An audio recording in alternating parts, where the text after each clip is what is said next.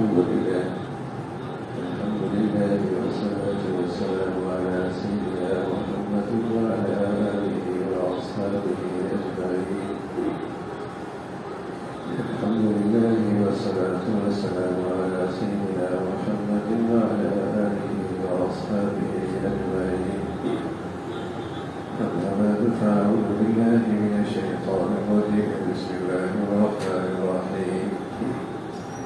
للفقراء الذين أحسنوا في سبيل الله لا يستطيعون ضربا في الأرض يحسبهم الجاهل أغنياء من التعارف تعرفهم بسيماهم لا يسألون الناس إلحافا وما تنفقوا من خير فإن الله به عليم.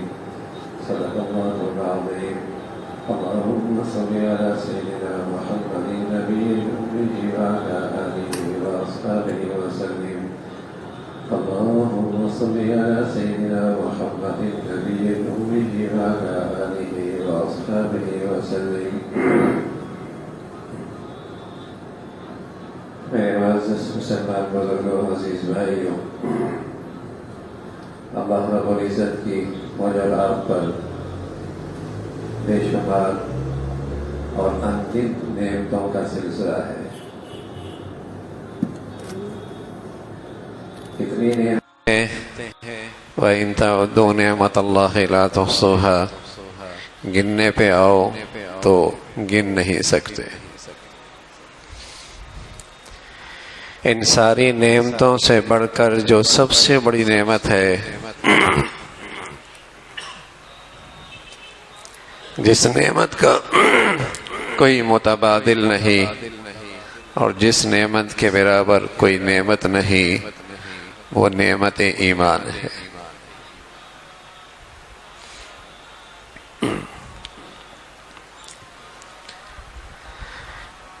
لاکھوں کروڑوں نعمتوں میں سب سے نمایاں نعمت جس کا کوئی نعم البدل نہیں،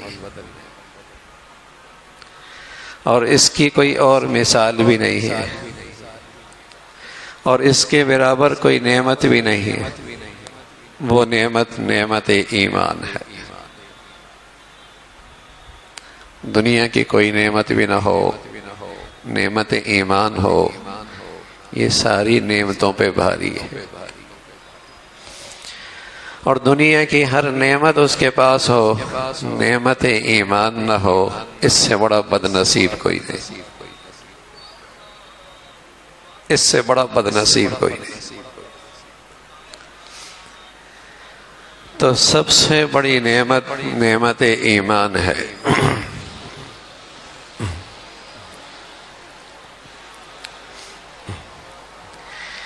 اس نعمت ایمان کا سب سے پہلا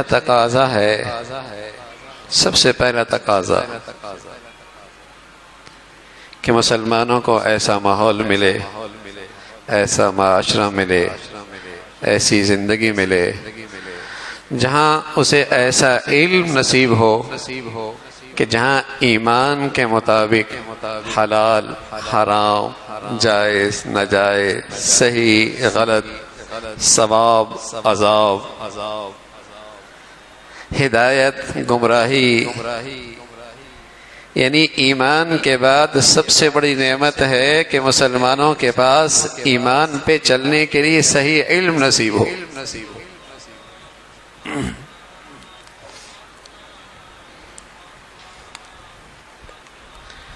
اس لیے رسول کریم صلی اللہ علیہ وسلم فرمایا کرتے تھے، اس امت میں دو طبقے ایسے ہیں جو قابل رشک ہیں، جنہیں دیکھ کر آدمی کہہ سکتا ہے کاش کہ میں ایسا ہوتا. دو طبقے پورے رسول کریم صلی اللہ علیہ وسلم کی زندگی میں اور آپ کے ارشادات میں ان دو کے سوا اور کسی کے بارے میں نہیں فرمایا کہ یہ قابل غبطہ ہیں، قابل رشک ہیں. ایک وہ خوش نصیب آدمی ہے جسے اللہ نے علم دین دیا، ایمان کا علم دیا، اسلام کا علم دیا، عالم دین بنا دیا، عالم دین بنا دیا، دین کا عالم بنا دیا، اور پھر ساری زندگی اس دین کی حفاظت میں، اشاعت میں اس کی زندگی لگ گئی، یہ وہ خوش نصیب ہے۔ رسول کریم صلی اللہ علیہ وسلم نے فرمایا اگر کوئی آدمی اس روئے زمین پہ قابل رشک ہے، یہ شخص دوسرا وہ خوش نصیب آدمی،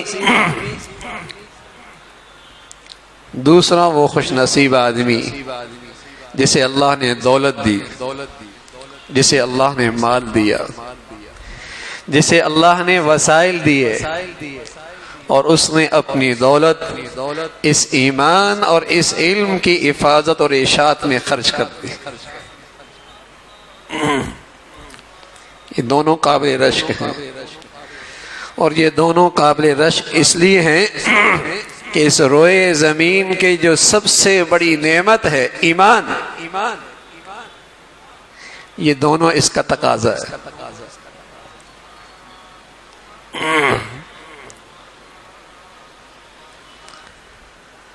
پورے تاریخ اسلام میں ہمیشہ یہ دو طبقے اس امت کے سب سے بڑے محسن رہے ہیں، سب سے بڑے محسن رہے ہیں، اس سے بڑا اس امت پر اور کسی کا احسان نہیں۔ ایک وہ طبقہ جس نے اس کی ایمان کی اور اسلامی زندگی کی تحفظ کے لیے اپنی ساری زندگی لگا دی، اور ایک وہ خوش نصیب جس نے اپنی دولت اور اپنا مال اس دین کی حفاظت اور اشاعت میں خرچ کر دیا۔ اگر ایک طرف ابو ہریرہ ہیں رضی اللہ تعالیٰ عنہ، یہ وہ خوش نصیب صحابی ہیں کہ جب اللہ کے نبی صلی اللہ علیہ وسلم نے مسجد نبوی میں اس کے ساتھ ایک چھپر سا بنا دیا، اور یہ اس چھپر کے نیچے پہلے مدرسے کا پہلا طالب علم ہے حضرت ابو ہریرہ رضی اللہ تعالی۔ غریب تھا تو اتنی اس کی غربت تھی کہ مشہور ہو گیا کہ یہ حضور علیہ الصلوۃ والسلام کا مہمان ہے۔ اس لیے آج بھی روئے زمین پر جو لوگ دین کا علم سیکھتے ہیں انہیں مہمانان رسول کہتے ہیں۔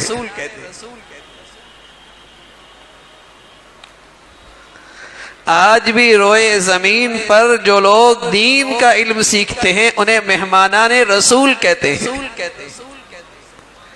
رسول کریم صلی اللہ علیہ وسلم نے اب صحابہ جنہیں اللہ نے مال دیا تھا وہ اللہ کے راستے میں خرچ کرتے، تو یہ صفہ کے اس چبوترے پہ لوگ بیٹھے ہوتے، اس سے ان کی زندگی کی اور معاشی ضروریات پوری ہوتی۔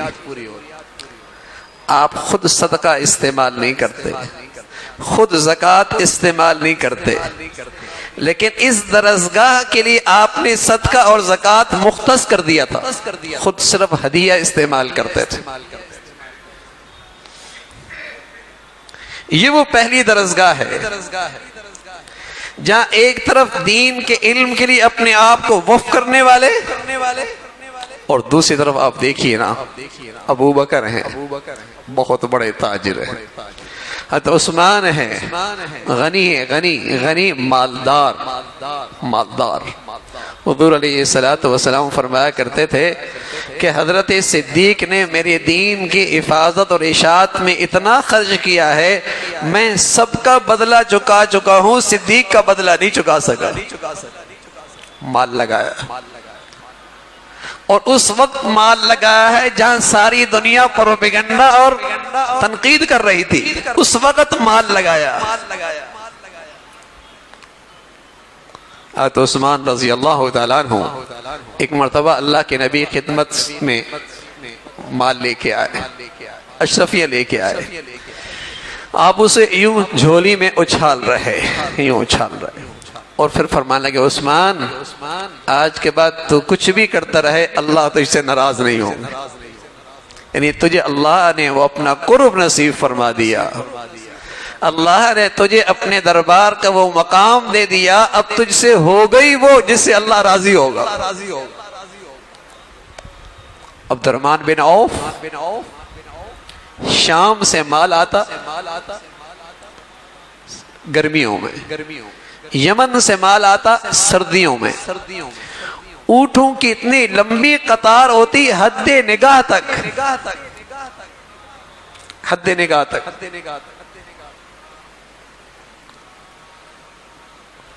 خرچ کیا اور اتنا خرچ کیا، ایک مرتبہ ڈھیر لگ گیا اشرفیوں کا، ادھر والا ادھر کو نہیں دیکھ سکتا، شام آنے سے پہلے سب اللہ کے راستے میں خرچ کر دیے۔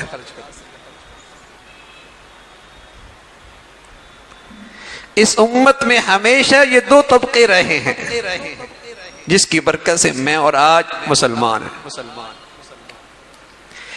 ایک طبقہ اپنے وسائل لگاتا، اپنی دولت لگاتا، اور ایک طبقہ اس دین کے علم اور ارشاد اور حفاظت کے لیے اپنی زندگیاں لگاتا۔ اور اس امت کے یہ دونوں سب سے بڑے محسن ہیں۔ اگر دین پڑھنے والے نہ ہوتے اور دین کی خاطر خرچ کرنے والے نہ ہوتے، اور آج اسلامی دنیا میں ایسے بہت سارے حصے ہیں جہاں یہ دونوں طبقے نہیں ہیں، وہاں دین کا بیج ہی مر گیا، وہاں دین اسلام کا حلیہ ہی بگڑ گیا، وہاں دین اسلام کا نام و نشان بھی نہ رہا۔ کئی سارے اسلامی ملک ہیں جہاں نہ تو دین پڑھنے کے لیے اپنی زندگیاں لگانے والے اور نہ دین پہ خرچ کرنے والے اپنی سعادت سمجھنے والے، جب یہ دونوں طبقے ختم ہو گئے ان کی نسلوں سے دین بھی مٹ گیا۔ ہو سکتا ہے وطن عزیز میں یہ دونوں طبقے کوئی دین اسلام کا قابل رشک معاشرہ تو نہیں دے پائے، حکومتی رکاوٹیں، عمومی طور پہ سرد فضا، لیکن میرے عزیزو اتنا تو ضرور دیا، کوئی غلط بھی کرتا ہے، کوئی ناجائز بھی کرتا ہے، کوئی گناہ بھی کرتا ہے، کوئی جرم بھی کرتا ہے، تو وہ درندہ تو نہیں بنا، وہ حیوان تو نہیں بنا، اس کے دل کے اندر ایک خوف خدا موجود ہے، غلط کو اسے غلط ہونے کا احساس موجود ہے، کسی وقت بھی اللہ اسے توبہ کی توفیق نصیب فرما دے گا۔ وہ درندگی نہیں ہے، وہ حیوانیت نہیں ہے کہ نافرمانی بھی ہے، فسق و فجور بھی ہے، بغاوت بھی ہے، احساس بھی نہیں ہے۔ الحمدللہ ایسا نہیں ہے۔ اور یہ جو آپ کو یہ منظر نظر آتا ہے مساجد میں اور رمضان کی مبارک گھڑیوں میں ہر گھر میں، یہ کیا ہے؟ اس کے پیچھے وہ محنت ہے۔ اس بر صغیر میں اس عالم کی محنت ہے جس نے اپنی زندگیاں لگائی ہیں، اور ان مسلمانوں کی دولت ہے جنہوں نے اپنی دولت دین کی حفاظت میں خرچ کرنا اپنی سعادت سمجھی۔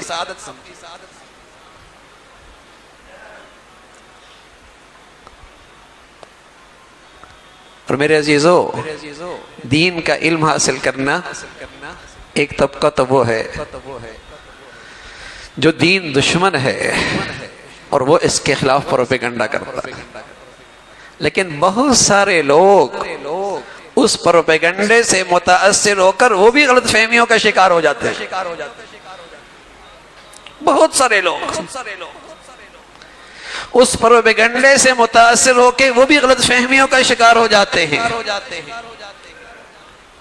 وہ تو پروپیگنڈا کرتے ہیں اور خوب جانتے ہیں کہ روئے زمین میں اگر دین اسلام کی کوئی ڈھال ہے، دین اسلام کی کوئی ڈھال اور حفاظت کی جماعت ہے، تو یہ دین پڑھنے پڑھانے والے خوب جانتے ہیں۔ اور انہیں اس بات کا بھی مشاہدہ ہے کہ جس خطے سے یہ پڑھنا پڑھانے کا سلسلہ ختم ہوا وہ دین اسلام کا بیج مر گیا، وہ تو خوب جانتے ہیں۔ لیکن ایک بہت بڑا طبقہ اس پروپیگنڈے میں آ کر غلط فہمیوں کا شکار ہو جاتا ہے، اور اس کی کئی وجہ ہیں۔ یا تو ان دین پڑھنے والوں کو قریب سے دیکھا نہیں،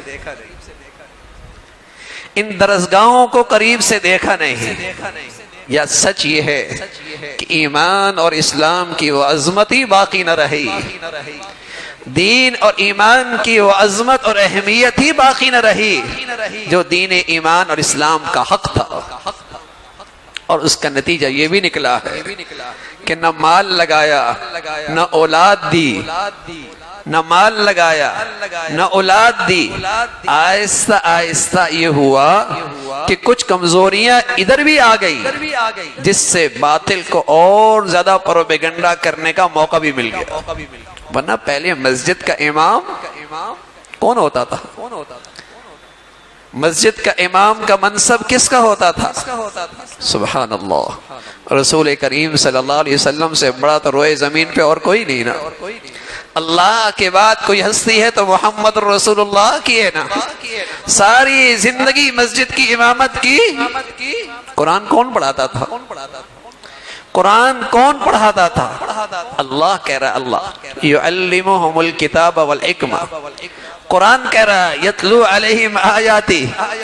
قرآن کا معلم رسول کریم صلی اللہ علیہ وسلم خود ہوا کرتے تھے۔ یہ اتنا بڑا منصب ہے، یہ اتنا بڑا اعزاز ہے، یہ اتنی بڑی سعادت ہے کہ لوگ نظر مانا کرتے تھے میرا بچہ ہوگا تو میں اللہ کے گھر کے لیے وقف کر دوں گا۔ سورۃ آل عمران ہے، سورہ آل عمران، ان کی اہلیہ کو امید ہوئی اولاد کی، نظر مانی، اللہ بیٹا دے دے، مسجد اقصی کے لیے اپنے بچے کو وقف کر دوں گی۔ اللہ کی شان، بیٹا نہیں ہوا، بیٹی ہوئی، حضرت مریم ہو گئی۔ بڑی غم زدہ ہو گئی، بڑی غم زدہ ہو گئی کہ میرا بیٹا اور میرے گھر کا فرد اللہ کے گھر کی خدمت سے محروم رہے گا۔ بیٹا جنم ہوا، بیٹی ہوئی۔ اللہ نے حوصلہ دیا، تسلی دی۔ اللہ نے آپ کو ایسی بیٹی دی ہے جس پر ہزاروں بیٹے قربان ہیں۔ یہ ایک اعزاز، یہ ایک سعادت، یہ خوش نصیبی۔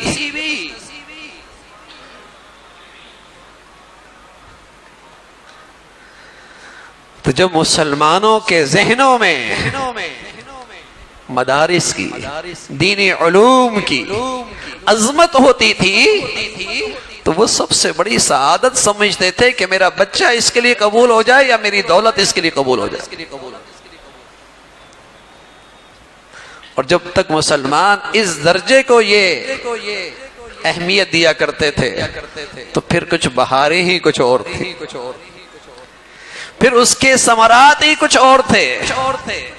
لیکن آج بھی میں عرض کر رہا ہوں میرے عزیزو، اس دنیا پرستی کے دور میں، اس دنیا پرستی کے دور میں پھر بھی کچھ خوش نصیب ہیں جو اپنا بچپنا اور اپنی جوانی اور پھر اپنی ساری زندگی ان بوریوں پر اور اس سادہ زندگی پہ گزار دیتے ہیں اور اللہ کے دین کا چراغ اسے جلاتے رہتے ہیں۔ آسان کام نہیں ہے، آسان کام نہیں ہے۔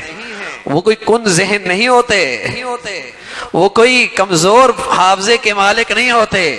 غضب کا حافظہ، غضب کی ذہانت، اور ایسا بھی نہیں کہ ہر ایک کو کوئی دوسرا راستہ میسر نہیں، مواقع میسر نہیں، ایسا بھی نہیں ہے کہ انہیں کوئی اور موقع میسر نہیں ہے، ایسا بھی نہیں ہے۔ مواقع بھی ہوتے ہیں، مواقع بھی ہوتے ہیں، حافظہ بھی ہوتا ہے، ذہانت بھی ہوتی ہے، صلاحیت بھی ہوتی ہے، لیکن وہ سمجھتے ہیں اگر محمد رسول اللہ کی نیابت مل جائے اور آپ کی خدمت میں میرا حصہ پڑ جائے، میرے گھر کا حصہ پڑ جائے تو کیریئر بن جائے گا، کیریئر بن جائے گا۔ لوگ 60 سال 70 سال کے کیریئر کو دیکھتے ہیں اور وہ دور اندیش کھربوں سال کے کیریئر کو دیکھتے ہیں، وہ کھربوں سال کے کیریئر کو دیکھتے ہیں۔ تو میرے عزیزو، دونوں طبقے اس امت کے بڑے محسن رہے ہیں، بڑے محسن رہے۔ ایک وہ طبقہ جس نے اس دینی علوم کی حفاظت کے لیے اپنی اولادیں اور اپنی زندگیاں دے دی، اور ایک وہ خوش نصیب طبقہ جس نے ان دینی علوم کی حفاظت اور دین کے ان مراکز کی حفاظت کے لیے اپنی دولت صرف کر دی۔ آسان کام نہیں ہے۔ اب اگر آپ دیکھیں نا، کوئی آج سڑک پہ 500 آدمی کو روزانہ کھانا کھلا دے تو وہ رفائی کاموں کا چیمپئن کھلاتا ہے، اور 1000 اور 2000 کو کھلا دے تو کیا اسے دنیا میں ایوارڈ ملتے ہیں، بڑے رفائی کام کرتا ہے۔ اور ان دینی اداروں کی آپ چار دیواری میں دیکھیں ہزاروں بچوں کو کس عزت کے ساتھ کھانا کھلایا جاتا ہے، اور کس عزت کے ساتھ ان کی ضروریات پوری کی جاتی ہیں، کس احترام کے ساتھ ان کی زندگی کی ضروریات کا خیال رکھا جاتا ہے۔ اگر کوئی آدمی ہسپتال بنا دے تو وہ مسیحا بن جائے۔ ان چیزوں کی اہمیت کا انکار نہیں ہے، مطلب کہنے کا یہ کہ عظمت اہمیت کے بھی کچھ درجے ہوتے ہیں نا۔ اگر کوئی ہسپتال بنا دے اور اس میں ہزاروں آدمی روز مفت علاج کرائیں، اور ان دینی اداروں کی چار دیواری میں جا کے دیکھیے، یہاں ہر بچے کا علاج بھی مفت ہے، ہر علاج بچے کی ضروریات بھی مفت ہیں۔ اتنا بھی نہیں، اس سے بڑھ کر کبھی ان دینی اداروں کو قریب سے جا کے دیکھیے، قسم خدا کی بعض دینی ادارے ایسے ہیں، پاکستان کا کوئی بھی ادارہ ان دینی اداروں کے تعلیمی ڈسپلن، صفائی، نظافت، معیار کا کسی درجے مقابلہ نہیں کر سکتا، لیکن ہم بہت دور ہیں، بس اوقات دیکھا نہیں ہوتا۔